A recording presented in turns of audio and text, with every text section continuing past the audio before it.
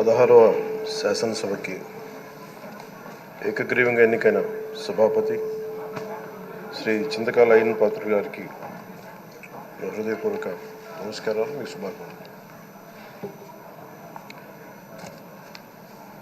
ఇది నేను మొదటిసారి అసెంబ్లీలోకి అడుగు పెట్టడం.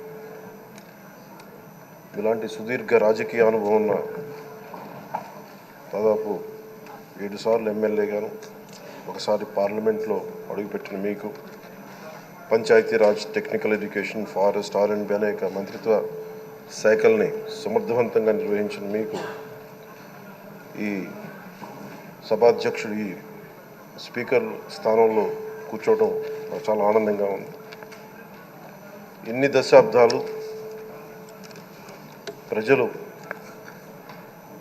రాజకీయ జీవనంలో ఇన్ని దశాబ్దాలు ప్రజలు మీ వాడి వేడి చూశారు. మీకు కోపం వస్తే ఋషికొండను చెక్కినట్టు ప్రత్యర్థులకి పదునైన ఉత్తరాంధ్ర యాసలో గుండు కొట్టేస్తారు. ఒకటే బాధేస్తా ఉంది సార్, ఇకపైన మీకు తిట్టే అవకాశం లేకపోవడం. కానీ ఇక మీద సభలో ఎవరు తిడుతున్నా దాన్ని ఆఫ్ చేసే బాధ్యత మీ చేతిలోనే ఉంది. మీరే మైక్ ఆఫ్ చేయాలి. అంటే మా చిన్నప్పుడు నేను చూసేవాడు, ఒకసారి అల్లరి చేసే అబ్బాయిని క్లాస్ లీడర్ చేసేవాడు చిన్నప్పుడు మా స్కూల్లో. కానీ ఇన్నాళ్ళు ప్రజలు మీ వాడి వేడి పలుకులు, మీ ఘాటైన వాగ్దాటి చూశారు. ఈ రోజు నుంచి రాష్ట్ర ప్రజలు మీ హుందాతనం చూస్తారు. డిబేట్స్ వెనకాల దాక్కుని సంస్కారహీనమైన భాషల్ని, భావాల్ని రకరకాల మాధ్యాల్లో విరజిమ్ముతూ ఉంటారు. దాని నియంత్రణ మీ ఆధ్వర్యంలో ఇక్కడి నుంచే మొదలవ్వాలి. ఇందాక సభానాయకులు, గౌరవ ముఖ్యమంత్రి శ్రీ చంద్రబాబు నాయుడు గారు చెప్తారు, ఆడబిడ్డలు ఏ విధంగా నలిగిపోయారు ఈ రాష్ట్రంలో గత 5 సంవత్సరాల్లో. చిన్న లేదు, పెద్ద లేదు, ఎవరని లేదు. ఎవరన్నా సరే ఒక మాట మాట్లాడితే వాళ్ళు వ్యక్తిగతంగా దూషణ, సోషల్ మీడియాలో వాళ్ళని క్యారెక్టర్ అసాసినేట్ చేయటం, వాళ్ళు పెద్ద నాయకులు కావచ్చు, కార్యకర్తలు కావచ్చు, లేదా వాళ్ళకి ఎదురు తిరిగి ఒక ఒపీనియన్ చెప్పి ఎవరైనా సగటు మనిషి కూడా కావచ్చు, అది ఇక్కడతో ఈ రోజు నుంచి ఆగిపోవాలి అధ్యక్ష. అది మీ ఆధ్వర్యంలోనే మొదలవ్వాలి. గత ప్రభుత్వం తాలూకు సభ జరిగిన విధానం చూస్తే ఈ వ్యక్తిగత దూషణ ఇవన్నీ చాలా ఇబ్బంది పెట్టే ప్రజలు.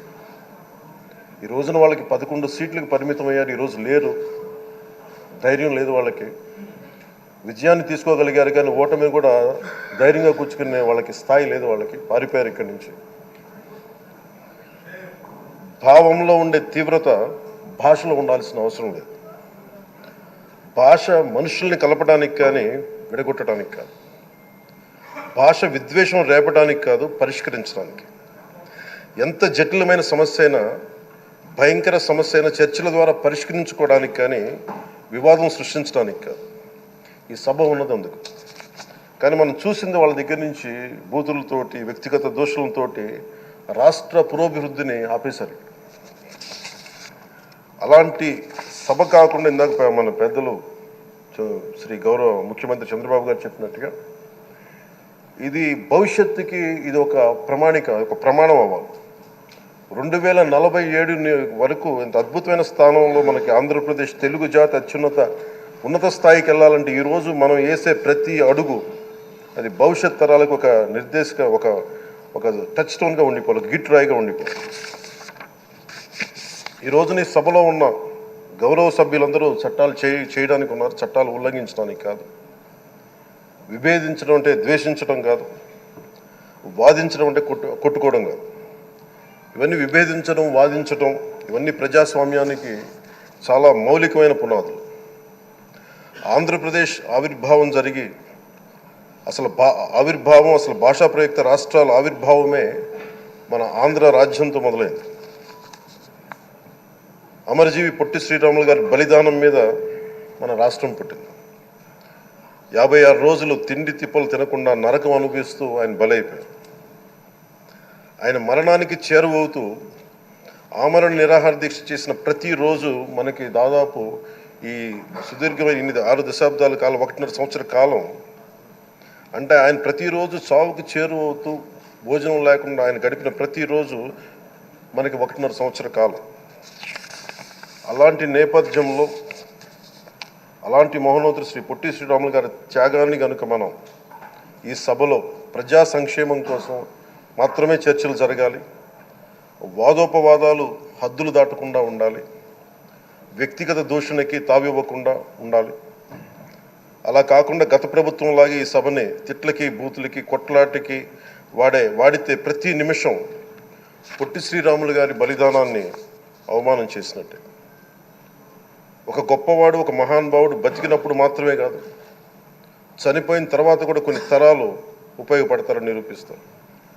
అలాంటి కోవకు చెందిన మహానుభావులు ఆంధ్ర రాష్ట్ర సృష్టికర్త, భాషా ప్రయుక్త రాష్ట్రాలకు శ్రీకారం చుట్టిన ద్రష్ట, అమరజీవి శ్రీ పొట్టి శ్రీరాములు గారి స్మృతిలో ఒక విలువలతో కూడిన ఒక సత్సాంప్రదాయాన్ని తెరలేపుతూ మీ ఆధ్వర్యంలో ఈ సభ జరగాలని, ఈ 5 ఏళ్ల ప్రజాప్రస్థానంలో ఈ విలువైన 5 ఏళ్ళు రాబోయే తరానికి గొప్ప భవిష్యత్తునిచ్చేలా, అన్నం పెట్టే రైతుకి, కౌలు చేసుకునే రైతుకి, రైతు కూలీకి అండగా ఉండేలా, మహిళలకి భద్రతతో పాటు ఉన్నత స్థాయికి ఎదిగేలా, ప్రభుత్వ ఉద్యోగులకి భద్రత కల్పించేలా, పశువు పక్షి ప్రకృతి సర్వజనులందరికీ కూడా మతాలకి ప్రాంతాలకి అతీతంగా సుభిక్షంగా అభివృద్ధి పదంలో ఆంధ్రప్రదేశ్, ఆంధ్ర రాజ్యం అద్భుతమైన ప్రగతి సాధించేలా ఈ చర్చలు సాగాలని కోరుకుంటూ, సభాపతి అయ్యన్న పాత్రుడి గారికి మీ ఆధ్వర్యంలో ఈ సభ ఒక సరికొత్త సాంప్రదాయానికి, సత్సాంప్రదాయానికి ఇది తెరతీయాలని కోరుకుంటూ మీకు మరోమారు శుభాభినందనలు తెలియజేస్తాను.